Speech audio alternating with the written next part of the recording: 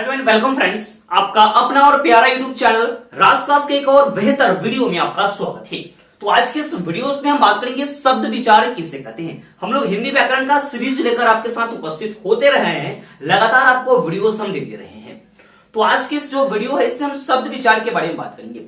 वर्ण विचार का पूरा जो 1-2-3 वीडियोस है पूरा आपको प्लेलिस्ट में ऑलरेडी आपको वहां पे इंडिकेट किया हुआ है, चाहे डिस्क्रिप्शन में उसका लिंक में उसका वीडियोस का लिंक दे दिया गया है। उस वीडियोस को पहले देख लीजिए, पूरा डिटेल उसको समझ लीजिए, जब तब आपको शब्द विचार समझने में ज्यादा खुशी होगा, ज्यादा उत्साहित होंगे। शब्द विचार होता अगर क्या है, ये चीज है क्या, इसको किस तरीका से समझे, इसमें किस तरह से वाक्य सेंटेंस को लिखते हैं ना, हम लोग इसी में सीखते हैं कि छोटा छोटा जो अक्षर है ना, एक एक अक्षर को जब हम जोड़कर उसको एक सेंटेंस एक वाक्य बनाते हैं ना, वही तो हमारा शब्द का विचार है। शब्द पर विचार करना आपका जो टॉपिक है, शब्द विचार यानी जो शब्द होता है उस पर आप विचार कीजिए। क्या होता है शब्द, उसके बारे में आप जानकारी इस वीडियोस में पूरा ले सकते हैं। क्या है, वर्णों या ध्वनियों के। अब मेरे भाई वर्ण आ जाता है तो वर्ण कहने का मतलब कि वह वर्ण स्वर हो या व्यंजन हो, उससे हमको कोई मतलब नहीं है। वह वर्ण स्वर भी हो सकता है और व्यंजन भी हो सकता है। वर्ण हो या ध्वनि जो हम बोल रहे हैं अभी, उसके सार्थक मेल को, उसके सही सही उच्चारण को, सही सही मेल को क्या हम लोग कहते हैं, उसी को शब्द कहते हैं या उसी को हम लोग शब्द विचार कहते हैं। ऐसे हम लोग शब्द के नाम से ज्यादा इस चीज को हम लोग जानते हैं।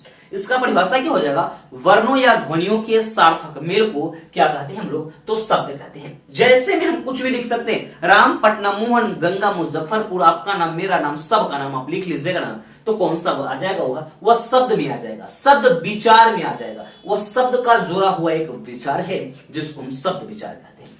अब यहाँ पे एक नया चीज आपको देखने का मिलेगा कि पद है। पद क्या है मेरे भाई, मेरे दोस्त समझिएगा कि पद किसे कहते हैं, क्या होता है पद, इससे किस तरह से सेंटेंस को बना पाएंगे, इसी में आपको जानकारी मिलेगा। तो पद क्या है, जब कोई शब्द किसी वाक्य में प्रयुक्त होता है, जब कोई शब्द है, छोटे छोटे शब्द को जब हम जोड़कर एक वाक्य को बनाते हैं ना, उसी को हम लोग क्या कहते हैं, उसी को पद कहते हैं। एक पद, द्विपद, त्रिपद, इस तरह से हम लोग समझते हैं, लेकिन पहले पद को हमको समझना है कि पद क्या है, पद की परिभाषा क्या है। तो पद की परिभाषा क्या है, जब कोई शब्द किसी वाक्य में प्रयुक्त होता है, कोई जो शब्द है किसी वाक्य में जब प्रयुक्त करते हैं ना, वाक्य में प्रयुक्त करते हैं ना, तब वही शब्द क्या कहलाता है, तो वही शब्द क्या कहलाता है, जिसे पद कहलाता है। जैसे मोहन घर जाता है, मैं आपको पढ़ाता हूं, आप हमसे पढ़ते हैं, वह घर जाता है, तुम खाना खाते हो, वह पानी पीता है, वह सब क्या है, एक पद है, एक वाक्य है, सेंटेंस है ना मेरे दोस्त, वही है आपका पद।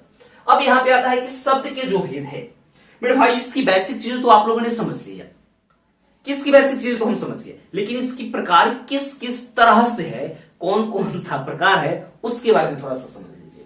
तो पद शब्द के हम लोग भेद के बारे में समझते हैं। शब्द का भेद क्या है, तो इसमें शब्द के 4 प्रकार से भेद को व्यक्त किया जाता है। जो शब्द का भेद है ना, इसमें 4 प्रकार से उसको व्यक्त किया जाता है। पहले जो होता है ना, अर्थ के विचार से शब्द के भेद होता है। फिर होता है रचना या उत्पत्ति, व्युत्पत्ति के आधार पर। फिर होता है उत्पत्ति के आधार पर। फिर होता है रूपांतर के आधार पर। सब जो दिया हुआ है ना, सब के आधार पर शब्द के कुछ न कुछ भेद होते हैं। तो सबसे पहले हम लोग समझते हैं कि अर्थ के आधार पर शब्द के कितने भेद होते हैं। आपसे ऑब्जेक्टिव में भी क्वेश्चन पूछ दिया करते हैं मेरे दोस्त कि जो अर्थ के आधार पर जो शब्द है ना, उसके कितने भेद होते हैं, कौन कौन से होते हैं। तो अर्थ के आधार पर शब्द के 2 भेद होते हैं।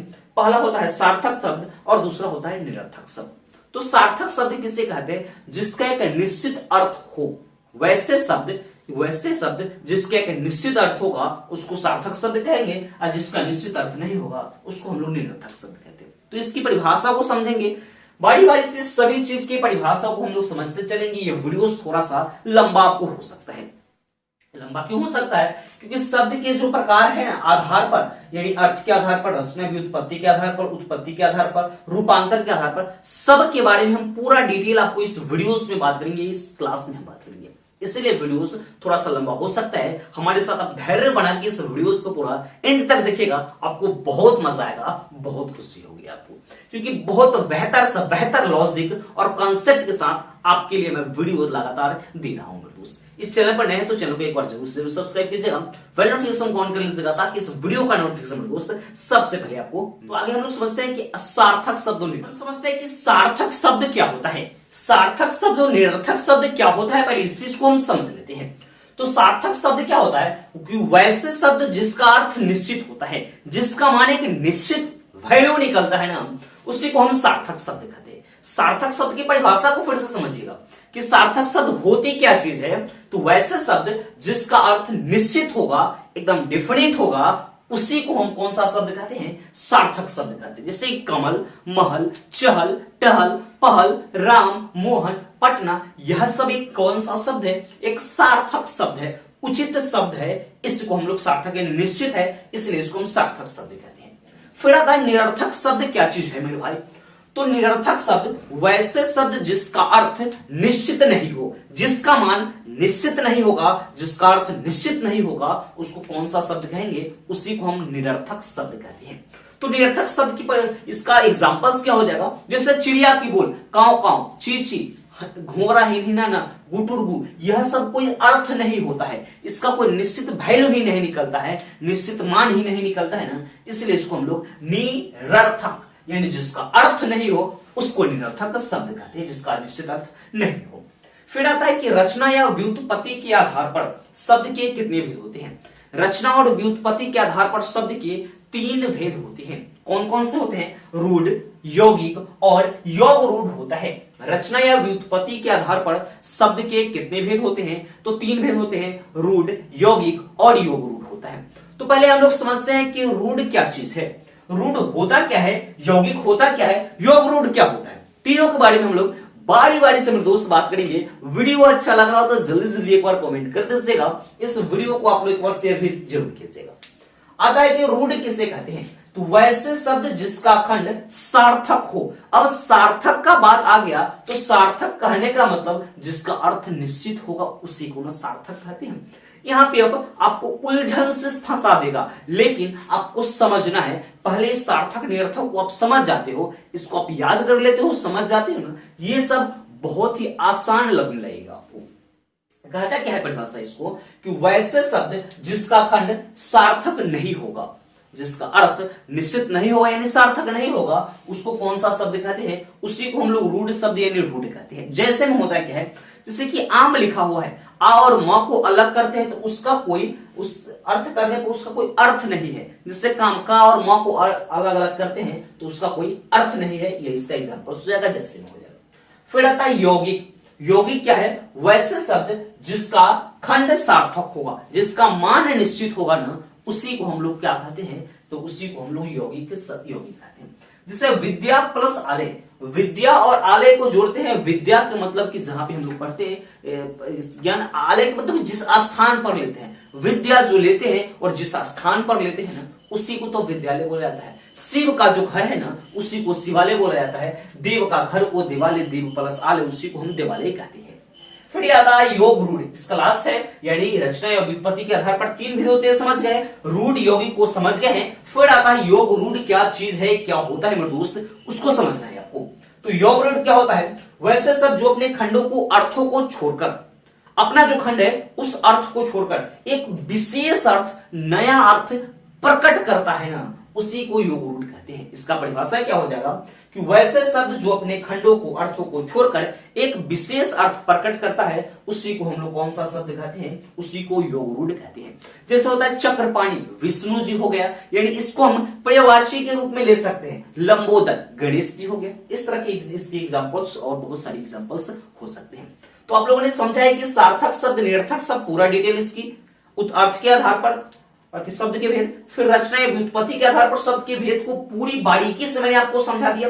मैंने पहले ही आपको बताया कि वीडियोस थोड़ा सा लंबा हो सकता है, क्योंकि जो शब्द के 4 प्रकार के जो उसके भेद है, 4 तरह से उसके विभाजित किया गया है, उस सभी के बारे में एक वीडियोस में पूरी डिटेल वीडियोस आपको मिल रही है मेरे दोस्त। ठीक है, इस वीडियो अगर अच्छा लगा, तनिक सा भी अच्छा लग रहा हो, तो जल्दी से वीडियो को लाइक कीजिएगा, चैनल को भी सब्सक्राइब कर दीजिएगा। अब समझते हैं कि उत्पत्ति के जो आधार पर होता है ना, शब्द के कितने भेद होते हैं। तो जो उत्पत्ति के आधार पर शब्द के 4 भेद होते हैं, कौन कौन से होते हैं, तत्सम, तद्भव, देशज और विदेशज होते हैं। आपसे पूछे जाएंगे कि उत्पत्ति के आधार पर शब्द के कितने भेद होते हैं और कौन कौन से बताइए, तो आप बोलेगे कि उत्पत्ति के आधार पर शब्द के दोस्त 4 भेद होते हैं, तत्सम, तद्भव, देशज, विदेशज। क्या होता है तत्सम, तद्भव, देशज, विदेशज, उसकी जानकारी आपको पूरा तो हम दे ही रहे हैं। इसमें क्या होता है, तत्सम कौन सा शब्द है, वैसे शब्द जो संस्कृत में होते हुए भी हिंदी में ज्यों का त्यों हम लोग जो प्रयोग करते हैं वो संस्कृत में वही चीज रहता है, और उसी चीज को हिंदी में हम सेम वर्ड, सेम बोलचाल की भाषा में जो प्रयोग करते हैं उसी को हम तत्सम शब्द कहते हैं। जैसे हो गया कि पुस्तक, पाठ, गंगा इत्यादि, इस तरह से बहुत सारी चीज है। फिर होता है कि तद्भव, जो तत्सम होता है इसके रूप को बिगाड़ देते हैं हम। जब इसके रूप को जब बिगाड़ देते हैं ना तो वह एक शब्द बनता है। वह कौन सा शब्द कहलाता है, तो तद्भव कहलाता है। इसकी परिभाषा को लिख सकते हैं कि तत्सम के बिगड़े रूप को क्या कहते हैं, तो तद्भव कहते हैं। जैसे में धरती, अकेला, आकाश, यह सब कौन सा शब्द है, तो तद्भव शब्द है। फिर यहां पे आता है कि देशज। देशज शब्द क्या है, तो अपने ही देश की बोलचाल से आए शब्द को, अपना ही जो देश है इसी की बोलचाल से जो शब्द आता है ना उसी को हम लोग कौन सा शब्द कहते हैं, उसी को हम लोग देशज शब्द कहते हैं। अपनी बोलचाल में जैसे बैल, पानी, भात, लोटा, डिबिया, पगड़ी, ये सब जो है ना ये क्या हो जाएगा, तो एक देशज शब्द है। फिर आता है कि विदेशज क्या है। विदेशज क्या है, तो विदेशी भाषा से जो शब्द आता है, विदेशी भाषा कहने का मतलब हिंदी को छोड़कर जो भाषा, उर्दू हो, इंग्लिश हो, इसका फ्रेंच हो, जो भाषा हो वह सब, नेपाली हो, यह सब जो भाषा हो एक विदेशी भाषा है। जैसे डॉक्टर, कमीज, तमीज, यह सब इत्यादि इस तरह के हैं। फिर यहां पे आता है कि रूपांतर के आधार पर, जो लास्ट है इसका जो शब्द है उसका लास्ट वाला ये टाइप है कि रूपांतर के आधार पर शब्द के कितने भेद होते हैं। तो रूपांतर के आधार पर शब्द के 2 भेद होते हैं, दोनों को पूरी बारीकी से समझेंगे हम लोग। पहला शब्द आता है विकारी शब्द और दूसरा होता है अविकारी। दोनों को परिभाषा का पूरा एकदम आराम से समझेंगे। शब्द की पूरी चीज मैं आपको समझा रहा हूं, एक ही वीडियोस में आपको मिल रही है। वीडियोस थोड़ा सा लंबा हो रहा है, मैं बार बार आपको कह रहा हूं, इसीलिए इस वीडियोस को पूरा शिद्दत के साथ देखिएगा, पूरा एकदम फुर्सत निकाल के देखिएगा, जिससे आपके शब्द से संबंधित जितने भी समस्या है ना वो सभी खत्म हो जाएगी। या आप स्टूडेंट हो या टीचर हो या क्या कोई हो, आप जनरल कॉम्पिटिशन तैयारी कर रहे हो या आप छोटे बच्चे हो इस वीडियोस को देख रहे हो या कोई हमारे सम्मानित टीचर गण इस वीडियोस को देख रहे हैं ना, इस वीडियोस को जरा से अपने दोस्तों के पास पोस्ट करेंगे। ये वीडियोस में पूरा कॉन्सेप्ट के साथ समझाया गया है दोस्त। तो पहले हम लोग समझते लेते हैं विकारी और अविकारी का। अब हम लोग समझते हैं विकारी और अविकारी शब्द क्या होता है। तो विकारी शब्द क्या है, वैसे शब्द जिनका रूप, कोई ऐसा शब्द है जिनका जो रूप है लिंग, वचन, कारक और पुरुष के आधार पर बदल जाता हो। यानी कोई ऐसा शब्द है जिसका जो रूप है वह लिंग, वचन, पुरुष और कारक के आधार पर अगर जब बदल जाता है वह कौन सा शब्द कहलाता है, उसको हम लोग विकारी शब्द कहते हैं। जैसे में कुत्ता, कुत्ते, मैं, मुझे, यह इत्यादि हो जाएगा। अब इसमें नोट पॉइंट में है जो विकारी शब्द भी 4 प्रकार से होते हैं। कौन कौन से होते हैं, संज्ञा, सर्वनाम, विशेषण और क्रिया होती है। आपसे पूछे जाएंगे कि विकारी शब्द कितने प्रकार के, तो विकारी शब्द 4 प्रकार के, संज्ञा, सर्वनाम, क्रिया और विशेषण, चाहे विशेषण और क्रिया इधर उधर हम लोग कर सकते हैं। फिर आता है अविकारी शब्द, सेम परिभाषा है, उसी में कर देना है कि नहीं बदलता है। क्या हो जाएगा, वैसे शब्द जिनके रूप, वचन, कारक और पुरुष के आधार पर नहीं बदलते हैं ना, उसको हम लोग कौन सा शब्द कहते हैं, उसको अविकारी शब्द कहते हैं। जैसे में यहाँ, हे, अरे, यह सब कौन सा शब्द हो गया, तो अविकारी शब्द हो गया। और अविकारी शब्द भी 4 प्रकार के होते हैं, इसके भेद भी 4 होते हैं। कौन कौन से होते हैं, क्रिया विशेषण, संबंध बोधक या संबंधवाचक अव्यय, समुच्चय बोधक या समुच्चयवाचक अव्यय, विस्मयादि बोधक या विस्मयादि बोधक अव्यय हम लोग कह सकते हैं। ये चीज आपको पूरा बिल्कुल अच्छे प्रकार से समझ में आ गया है। एक वीडियोज में आपकी शब्द की पूरी बेसिक टू एडवांस नॉलेज मैंने आपको दे दिया हूं। पूरा कितना टाइप्स है, किस किस का एकदम खंडित कर करके पूरी चीज को मैं आपके सामने दे दिया हूं। इतना बेहतर तरीका से दिया हूं। अगर ये वीडियो आपको अभी भी अच्छा लगा होगा तो जल्दी से इसको लाइक कर दीजिएगा और चैनल पर नए तो चैनल को सब्सक्राइब कर लीजिएगा और बेल नोटिफिकेशन को ऑन कर लीजिएगा, ताकि इस वीडियो का नोटिफिकेशन, इस चैनल का नोटिफिकेशन जैसे ही वीडियो अपलोड होगा सबसे पहले आपके पास में दोस्त सबसे पहले पहुंचेगा। तो मिलते हैं नेक्स्ट वीडियो में, तब तक के लिए जय हिंद।